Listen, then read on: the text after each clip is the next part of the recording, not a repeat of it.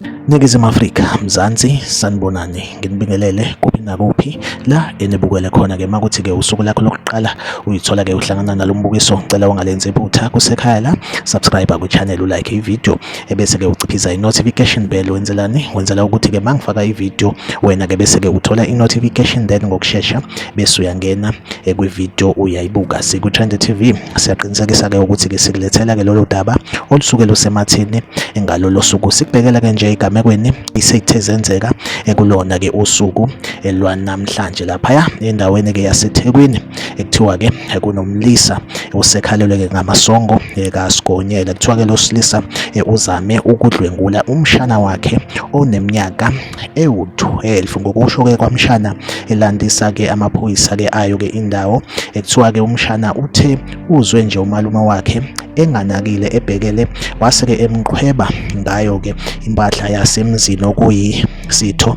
sangasese, emcela ukuba baye-ke ocansini. Kuthiwa-ke umshana uvele kwamphusha umalume wakhe, wase-ke ebaleka eyoyivalela ekameleni. Kuthiwa-ke kube-ke sekufonelwa ama-security-ke endawo oku-Reaction Unit South Africa, nokuthiwa-ke uthe uma ufika wayifica-ke le ndoda isegumbini layo, ekuthiwa-ke ibishaya indlwabu, kuthiwa-ke ibiyenza ucansi lwesandla inqunu impela. Kuthiwa-ke ibuka namavidiyo alo-ke ucansi efonini. Kuthiwa-ke ama-security-ke athe ndoda ungabisaqeda gqoka esambe usuyokhuluma phambili. Isigameko senzeke lapha endaweni yaseThekwini, akubalulanga ukuthi-ke kuphi neTheku. Like ivideo, subscribe kwi-channel, uphinde ucommente kwi-comment section ungitshela ukuthi wena kuthini-ke ukuphawula kwakho ngalolu daba la kwi-Trend TV. Ngizohleze ngikhona ngulethela-ke indaba eyisematheni usuku nosuku. Asihlangabezane